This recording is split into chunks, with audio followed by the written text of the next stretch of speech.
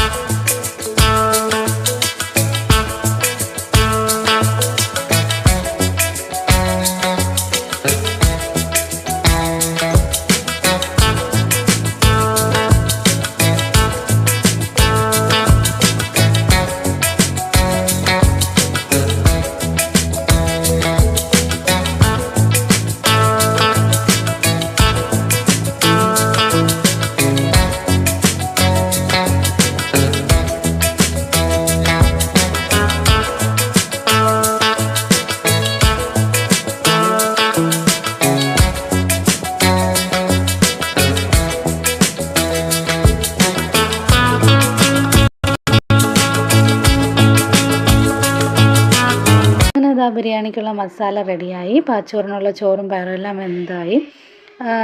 ബിരിയാണി ചോറ് തിളച്ചിട്ടില്ല വെള്ളം. അതിന് നമുക്ക് പൈച്ചൂനെ എണീപ്പിക്കാൻ പോവാം കേട്ടോ. Happy birthday to you, happy birthday to you, happy birthday to you. ഈ ബെഡ് മുഴുവൻ തലേന്ന് കിടക്കുന്ന വേറൊന്നും അല്ല കേട്ടോ. ഇവന്മാർ നല്ല ഉരുൾച്ചയാണ് രാത്രി ഉറങ്ങുമ്പം. ഇപ്പോൾ പൈസ അത്ര കുഴപ്പമില്ല കേട്ടോ. അവന് സൈഡിൽ മാത്രം മതി. പക്ഷെ ഫയാസ് അങ്ങനെയല്ല, ക്ലോക്കിന് നീഡിൽ കറങ്ങും പോലെ കറങ്ങിക്കൊണ്ടിരിക്കും. അതുകൊണ്ട് ചുറ്റിനും തലേണ വെച്ചിട്ട് എണീറ്റ് വരാൻ പറ്റുള്ളൂ. ചോറ് റെഡി ആയിട്ടുണ്ട് കേട്ടോ. പിള്ളേർ നമ്മൾ എണീപ്പിക്കുമ്പോൾ രാവിലെ നല്ല സോഫ്റ്റായിട്ട് കിസ്സൊക്കെ കൊടുത്ത് തൂത്ത് തടവിയൊക്കെ എണീപ്പിക്കുന്ന അവർക്ക് വലിയ ഇഷ്ടമായിരിക്കും. നമ്മൾ ഈ ദേഷ്യത്തിന് സമയം കിട്ടാതെ പെട്ടെന്ന് എണീറാ അങ്ങനെയൊക്കെ പറഞ്ഞ് വിളിക്കുമ്പോൾ അവരുടെ ദിവസമേ അങ്ങ് പോകും. അതുകൊണ്ട് എനിക്ക് എപ്പോഴും പറയാം, മാക്സിമം നമുക്ക് ഈ സമയമില്ലാത്തത് കൊണ്ട് ചിലപ്പോൾ നമ്മൾ വിളിക്കുമ്പോഴത്തേക്കും എണീറ്റ് അങ്ങനെയൊക്കെ പറഞ്ഞ് വിളിക്കും. പക്ഷെ എനിക്ക് എപ്പോഴും പറയും പിള്ളേരെ നല്ല സോഫ്റ്റായിട്ട് എപ്പോഴും എണീപ്പിക്കണം, അവരെ സന്തോഷമായിട്ട് എണീപ്പിക്കണം എന്നൊക്കെ. അങ്ങനെ രണ്ടുപേരും കുളിച്ച് ഡ്രസ്സൊക്കെ ചെയ്തിട്ടുണ്ട്.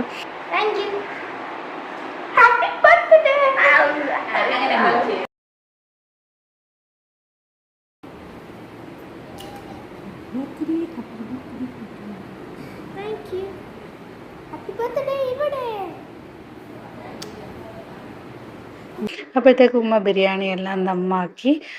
അങ്ങനെ ഇനി കേക്ക് കട്ട് ചെയ്യാൻ വേണ്ടിയിട്ടേക്ക് കേക്ക് വാങ്ങിക്കാൻ പോയിരിക്കുകയാണ്. അങ്ങനെ കേക്ക് കട്ടിങ്ങിന് ഡ്രസ്സെല്ലാം മാറ്റി. കേക്ക് ഫ്ലേവർ ആദ്യം അവൻ ബ്ലാക്ക് ഫോറസ്റ്റാണ് പറഞ്ഞത്, പിന്നെ പറഞ്ഞു സ്ട്രോബെറി കേക്ക് മതിയെന്ന്. അങ്ങനെ സ്ട്രോബെറി കേക്ക് വാങ്ങിച്ചു. നല്ല ടേസ്റ്റുള്ള കേക്കായിരുന്നു കേട്ടോ. അത്ര ക്രീം ഒരുപാടില്ലായിരുന്നു, എങ്കിൽ നമുക്ക് മടുക്കില്ലായിരുന്നു. നല്ലൊരു കേക്കായിരുന്നു.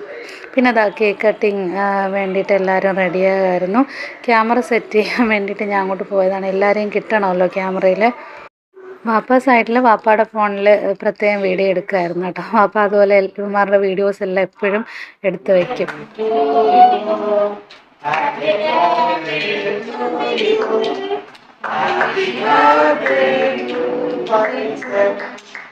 Happy birthday to you.